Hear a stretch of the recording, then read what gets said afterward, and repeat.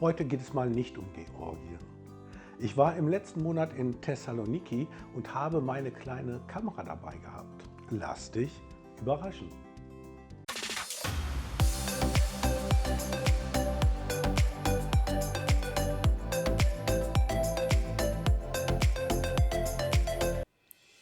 Thessaloniki wurde im Jahr 315 vor Christi von Kassander, einem der Nachfolger Alexanders des Großen, gegründet und ist mit etwa 360.000 Einwohnern die zweitgrößte Stadt Griechenlands. Ihren Namen erhielt die Stadt zu Ehren von Thessalonike, der Frau Kassanders und Halbschwester Alexanders des Großen. Thessaloniki wurde aufgrund ihrer strategischen Lage gegründet. Sie lag an der wichtigen Via Egnatia, der Hauptverbindungsstraße, die die Adria mit Byzanz verband und damit die westlichen und östlichen Teile des Römischen Reichs miteinander verknüpfte. Im Laufe der Jahrhunderte entwickelte sich die Stadt zu einem wichtigen politischen, wirtschaftlichen und kulturellen Zentrum der Region. Ich bin mit dem Shuttlebus vom Flughafen ins Zentrum zur Haltestelle Kamara gefahren.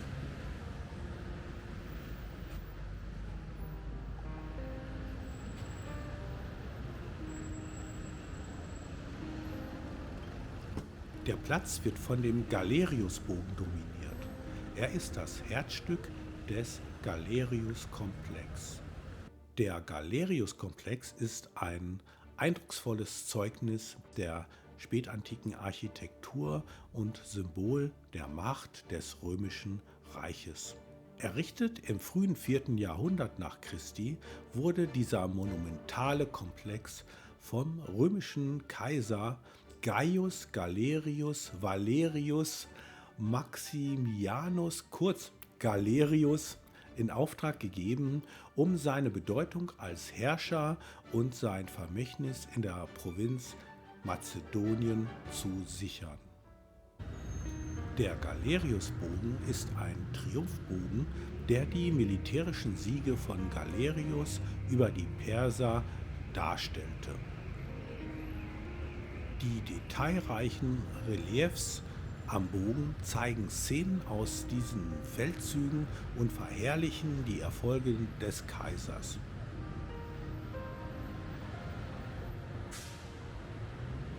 Der Bogen war Teil einer großen Prozessionsroute, die von der Rotunde ausging, einem weiteren ikonischen Bauwerk des Komplexes.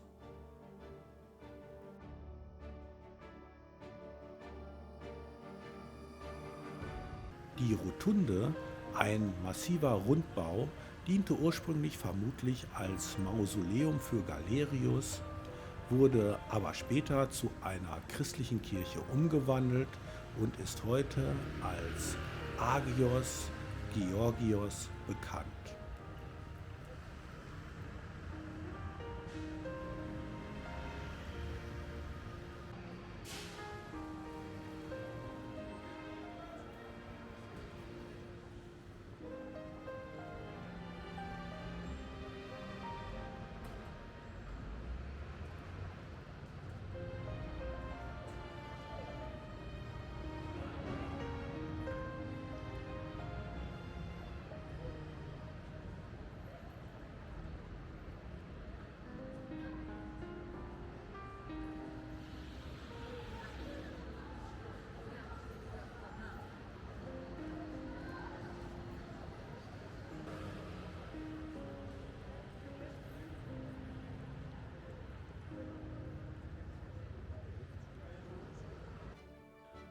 Neben dem Triumphbogen und der Rotunde gab es auch einen Palastkomplex, der heute nur noch in Fragmenten erhalten ist, sowie öffentliche Bäder und andere repräsentative Gebäude.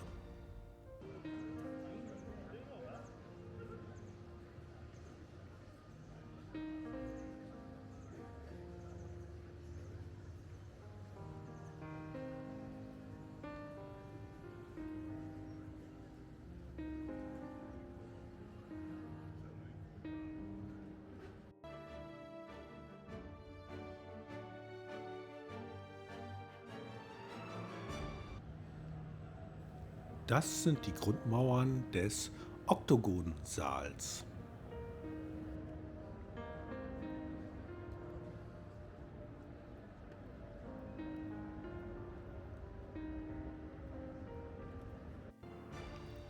Der Galerius-Komplex war nicht nur ein Symbol für die Macht des Römischen Reiches, sondern auch ein Zeugnis der tiefgreifenden Veränderungen, die in der spätantiken Periode stattfanden.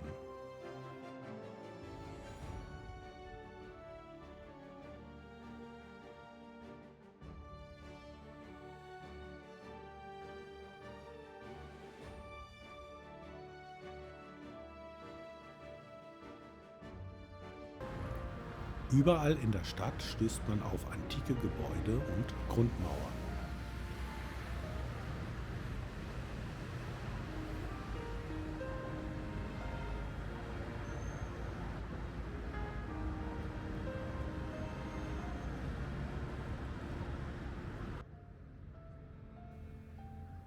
Jetzt stehe ich am alten Hafen. Vor uns liegt der Leoforos Nikis. Auf Deutsch heißt er Siegesboulevard.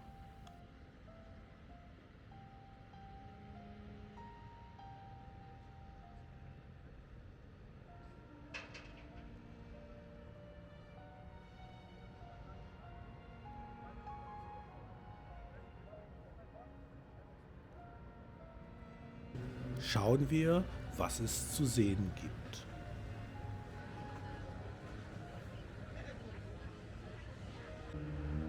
Ein laues Lüftchen weht vom Wasser her.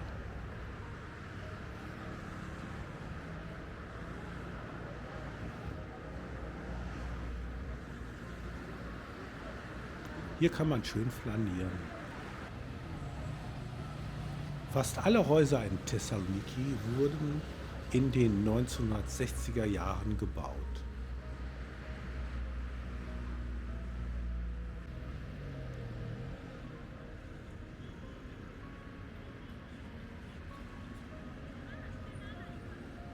Das ist die Platia Aristotelus, deutsch Aristotelesplatz, einer der wichtigsten Plätze Thessalonikis.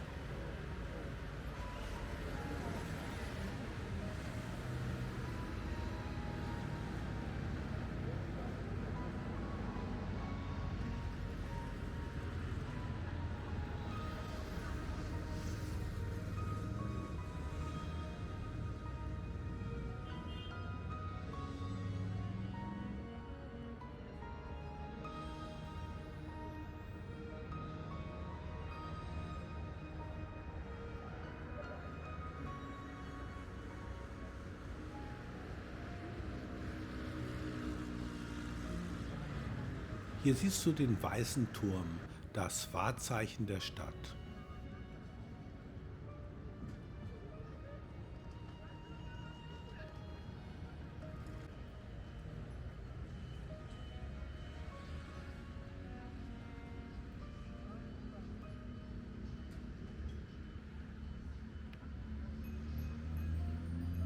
Eine Hafenrundfahrt ist übrigens kostenfrei. Du musst aber ein Getränk bestellen.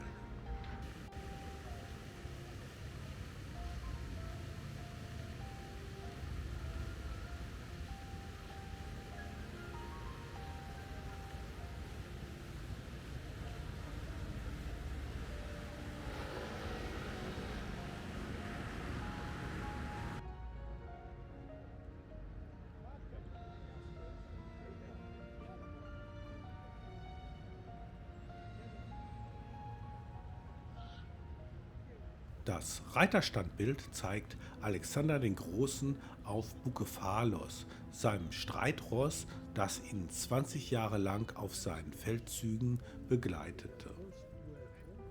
Alexanders Blick ist nach Osten gerichtet, die Richtung seiner Eroberung. Hinter ihm befinden sich 5 Schilde und ein bronzenes Relief. Nördlich weitere 3 Schilde. Die Schildreisen symbolisieren die einfachen mazedonischen Soldaten. Das Relief zeigt die Schlacht bei Issos, in der Alexander den persischen König Darius III. In die Flucht trieb.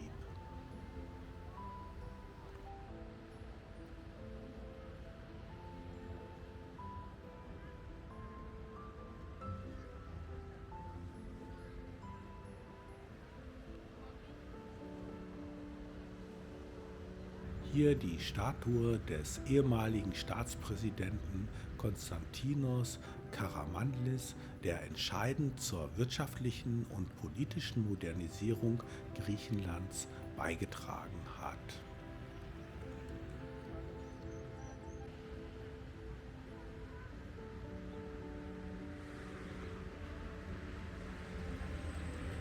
Die Skulptur aus Regenschirmen entfaltet ihre Wirkung vor allem in der Nacht, wenn sie beleuchtet wird.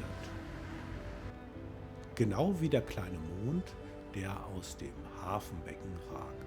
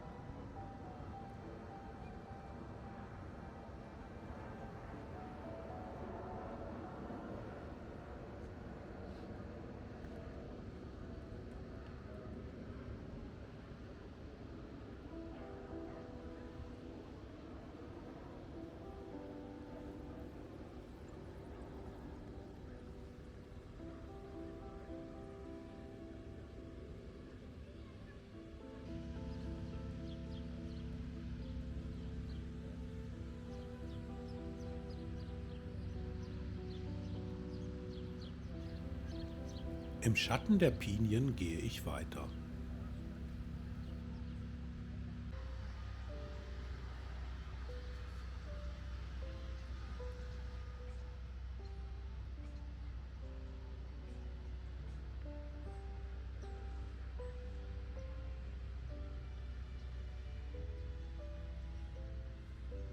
Ein kleiner Park gegenüber einer Kirche, die dem heiligen Kyrill und Methodius gewidmet ist.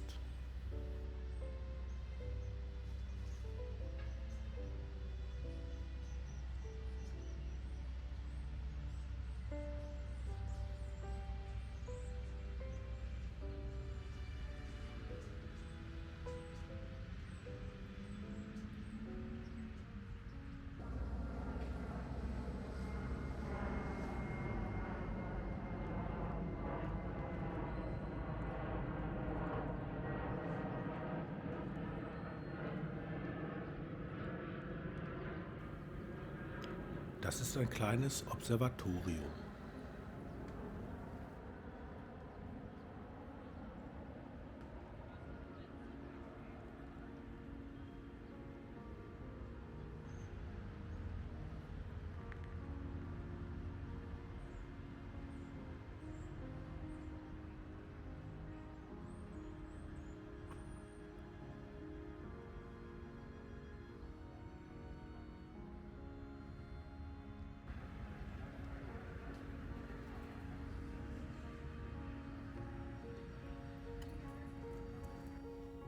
Dieser Klinkerbau ist die Philharmonie von Thessaloniki.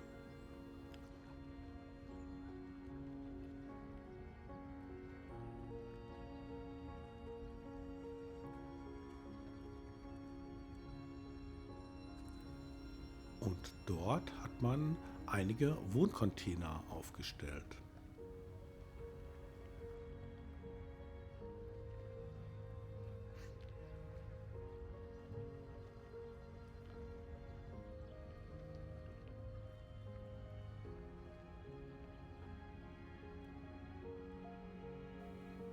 Weil ich auf die Architektur neugierig war, bin ich um die Philharmonie herumgegangen.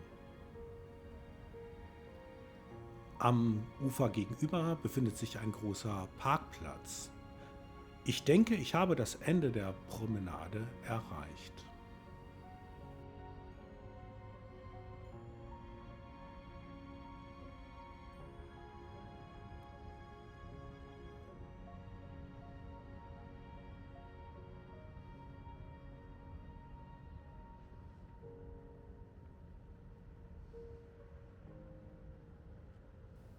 Von dieser Seite hat die Philharmonie eine ganz andere Architektur.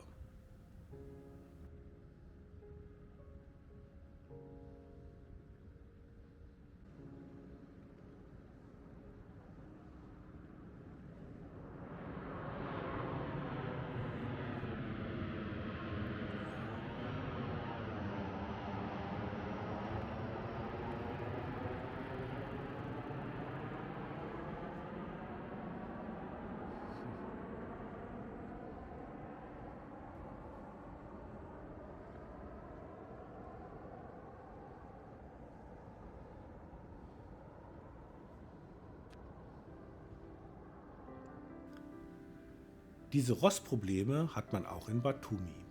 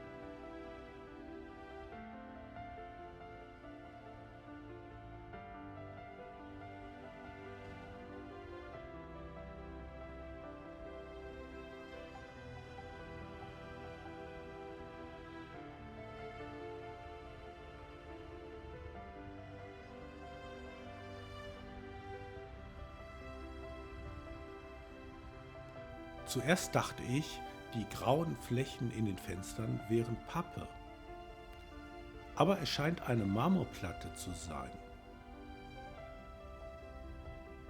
Hier nochmal ein Blick auf die Bucht.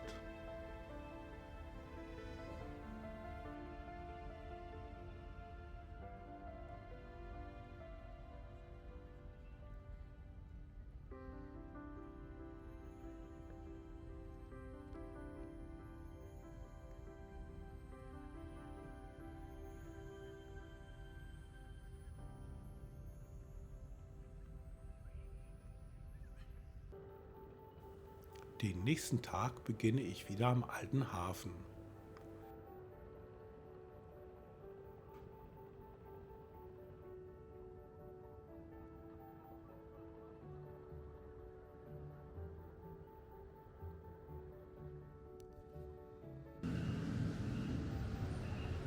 Ich gehe in die Stadt zum Bahnhof.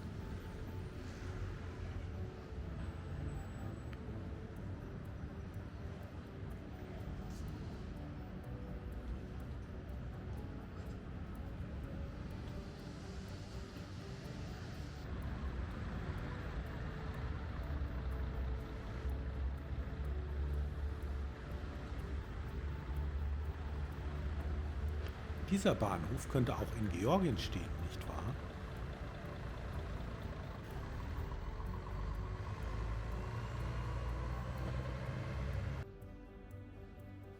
Das ist das Viertel hinter dem Bahnhof. Es ist ruhig und entspannt.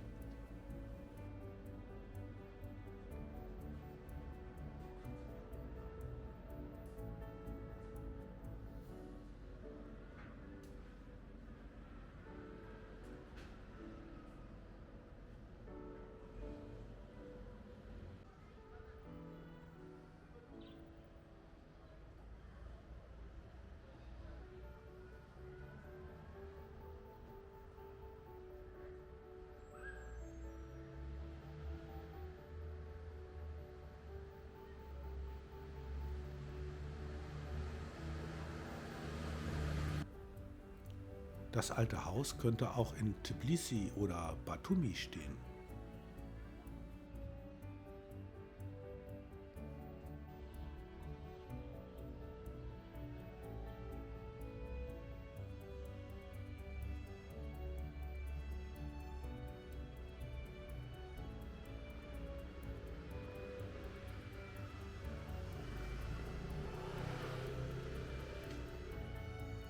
ein kleiner Friedhof.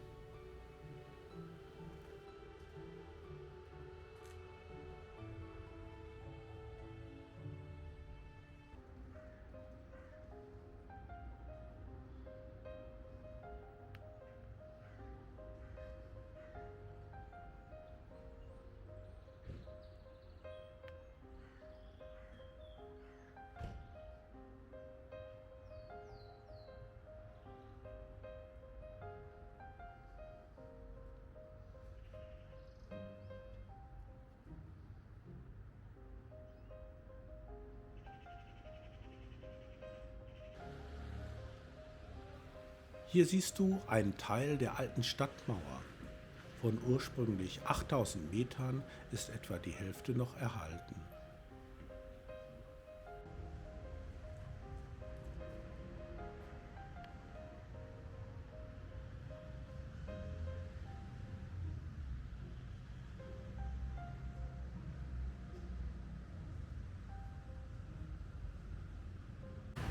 Der Lidl. Innen durfte ich leider nicht filmen. Glaubt mir, er ist gar nicht wie in Deutschland. Dieser Wagen wurde einfach mal so quer vor der Ampel geparkt.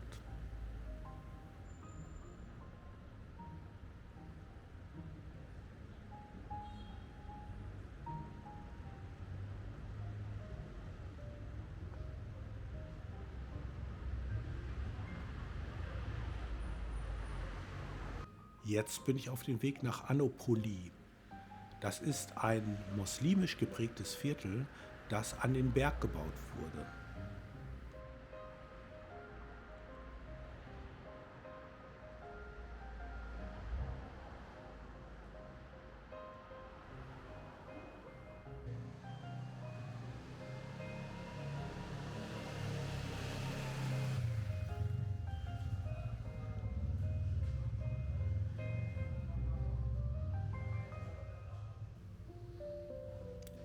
Hier geht es die Treppen hoch.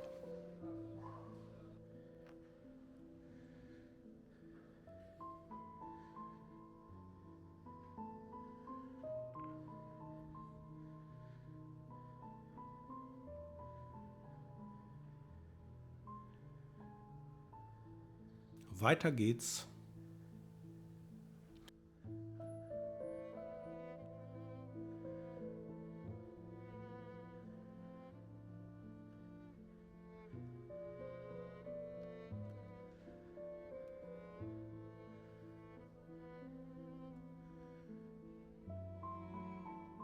Ein schöner Fernblick auf das Meer.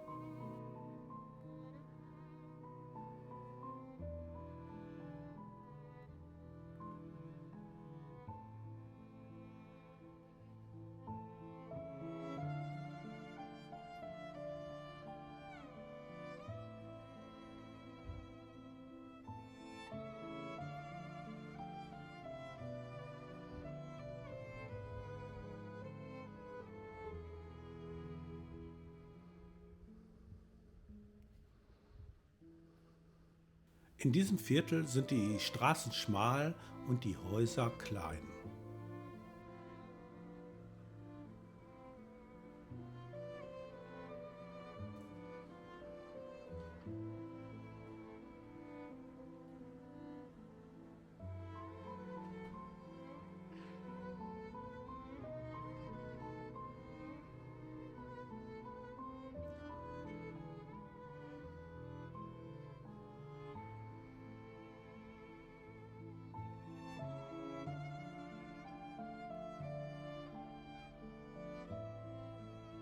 Im Hintergrund siehst du wieder einen Teil der Stadtmauer.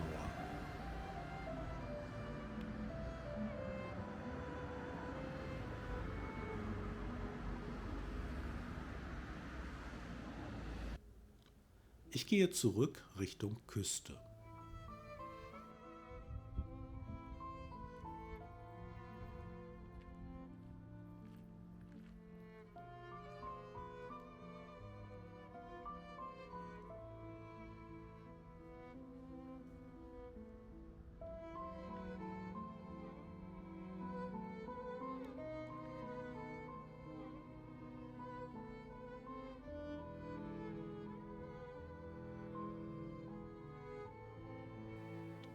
Hier oben ist die Luft viel frischer.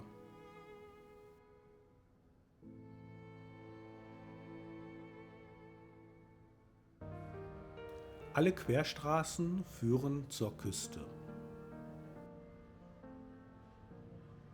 Diese frühchristliche Basilika wurde zwischen 450 und 470 gebaut. Gegenüber befindet sich ein kleiner Park mit den Statuen mazedonischer Krieger.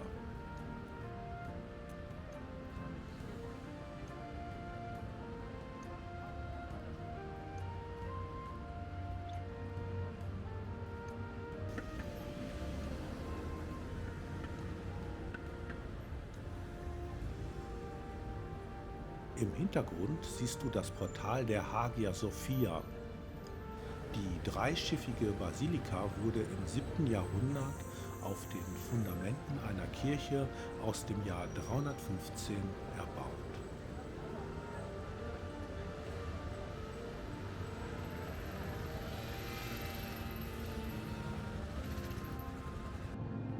Den Aristotelesplatz habe ich dir schon von der Küste aus gezeigt.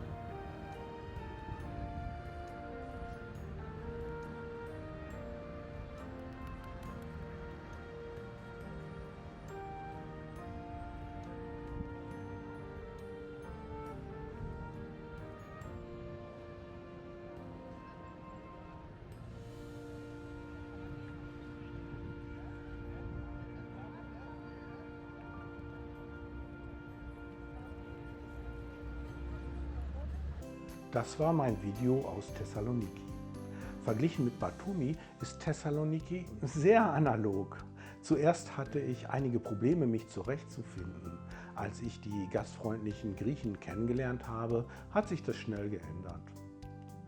Thessaloniki ist eine lebendige und vielseitige Stadt, die sich durch ihre reiche Geschichte, kulturelle Vielfalt und ihren entspannten Charme auszeichnet. Durch ihre antike Geschichte mit einem modernen Lebensgefühl bietet Thessaloniki eine faszinierende Kombination aus alten und neuen Einflüssen, Geschichte und Moderne, die dazu einlädt, sowohl zu entdecken als auch einfach zu genießen. Und genau das habe ich getan. Wie siehst du das? Warst du schon einmal in Thessaloniki? Schreib doch einen Kommentar und lass uns diskutieren. Wenn dir mein Video gefallen hat, lass doch ein Like da und vergiss nicht, Infonium zu abonnieren, damit du in Zukunft keine Folge verpasst. Bis zum nächsten Mal bei Ein Deutscher in Georgien. Tschüss!